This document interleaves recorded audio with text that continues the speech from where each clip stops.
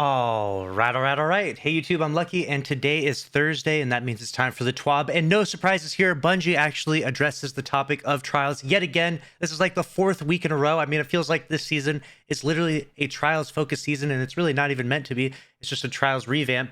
But here we go. Let's jump right in. Let's see what the news is. Clinical trials debrief. Last weekend was the third weekend of our ongoing test and learn. The two big changes this week were running the trials labs capture zone mode and tweaking the flawless pool to enable Sunday morning at 10 a.m. Here are some updates on what the data looked like in week 3. So they added obviously the capture zone, and then they made flawless based matchmaking starting at reset time on Sunday. So the first 2 days of trials would be a little bit more focused without flawless based matchmaking, but like normal matchmaking, and then flawless based would make it more difficult for the people that had already been flawless for the last 2 days of trials. Solo win rate remained high at 27%, a little bit of a lisp there. Solo blowout rate was 37% prior to enabling the flawless pool and dropped below 30% after. These are all consistent with week 2. Non-competitive matches 5-0 to 5-1 were at 55% on Friday, Saturday, and dropped to 51% Sunday, Monday. Very consistent overall with week 2. We saw solid sub 50-second matchmaking times all weekend, aside from early in-card matchmaking protection causing a slight rise up to 75 seconds during the middle of the night in North America on Sunday and Monday. Overall, we had 667,000 players participating in labs, down 33,000 from week 2, with 220,000 players going flawless. We had over 100,000 fewer matches played overall, which roughly the same average matches per player. One data set that is particularly informative is average hours played by skill. This shows us that the mid-range of skill, aka the average Crucible player, are playing 1.5 to 2 hours more on average, which is huge news. The average players are playing more. That means that Trials is getting out of being just a playlist for the hardcore, right? We want it to be for more inclusive, right? Meanwhile, the average hours played at the high end of the skill range has barely changed. So people at the high end are still playing just as much now as they did before. We did find one bug with the way pool-based matchmaking interacts with disabled pools. It collapses them down into the previous pool. Unfortunately, the setup for aiding matchmaking for the first few wins of the week causes an unintentional flawless mini pool for the first 2 wins of the card. If you went flawless on win 0 or win 1 of your reset passage, you preferentially match against other flawless players in the same state. Once you get to win 2, this goes away. And of course, starting at 10 a.m. on Sundays, the entire passage has preferential matchmaking against other flawless players. So those of you who thought matchmaking got harder after going flawless on Friday and Saturday, even though the flawless pool wasn't on, you were right. So matchmaking gets harder on Sundays. We're planning a fix for this in the next future weeks. And obviously there's like I said, there's an entire algorithm to matchmaking. And if you do go flawless, it seems to be a little bit harder, and they confirmed that. And so here we have Labs Talk. The first weekend of Trials Labs went well. We played a lot, read a lot of feedback, talked to our friends and clanmates, and looked at the data. Here we go. We find a different way to vary the capture zone location without giving positional advantage to either side. This is something that was a big deal right here, where the capture zone would seem like it would favor this team that lost quite a bit. And this point right here, the second point, is the one I'm going to cover here.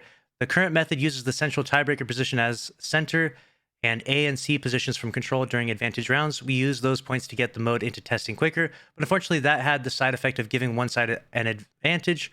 We like the dynamic that created when we play tested internally, and that might be a good mechanism in less competitive mode, but we heard you loud and clear. That significant advantage is too much for Trials of Osiris. So they're not liking the control mode of it, and we will see what they do in the future. And they're also going to remove that gaining super energy from capturing a zone, which is awesome. Let me know what you think about these Trials changes. So they're being very active and very aware of adjusting Trials to make it the best possible version it can be. It's going to be gone this weekend, like I said before, because of Iron Banner, and we'll see what they come up with when it comes back next week. I'm sure next week's talk will also give us a little bit of details of what they're trying in, I guess, 2 weeks from now, or a week and a couple days from now. Disability awareness.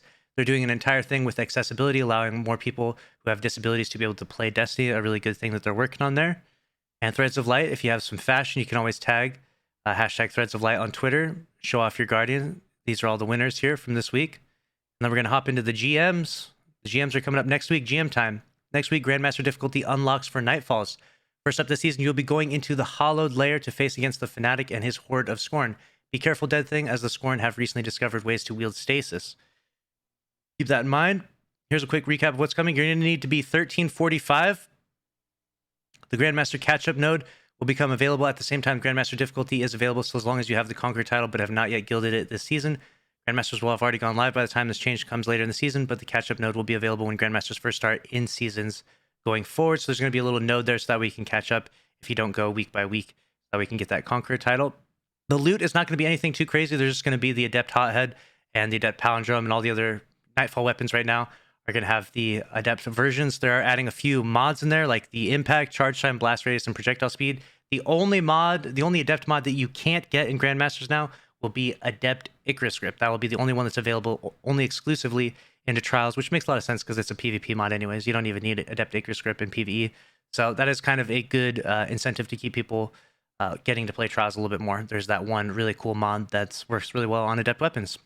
And so that's Grandmasters. I'm going to be giving you a full Grandmaster guide of the exact builds you want to use, all three of your characters, the exact weapons, everything you're going to need for the entirety of the season. And every single Tuesday at Reset, I will beat the Grandmaster, and then I will give you a guide afterwards. So if you're looking to do the Grandmasters, the most difficult endgame activity in Destiny right now, definitely watch those videos. Make sure you're subscribed here with notifications on. The Hothead Rocket is definitely the one to chase after. The Comedian is not that interesting. The Palindrome is also very good, though. There's a few weapons in that Flawless pool that will be worth chasing. And when the weeks are double loot weeks, will be especially nice to grind for those. That's going to be the entire coverage of the TWAB for this week, though. Let me know your thoughts about the Trials changes coming up, and let me know your thoughts about what Trials has been like for you in these last 3 weeks. It's been extremely successful. Way more successful than I think Bungie could have even planned. Having nearly 700,000 for 3 consecutive weeks is an amazing accomplishment. I'm excited for Grandmasters to come back, and I can't wait to see what happens next week in Trials. That's a wrap for this video. Make sure to subscribe with notifications on if you enjoyed. Smash the like button. I'll see you in the next one. Thanks for watching. Later.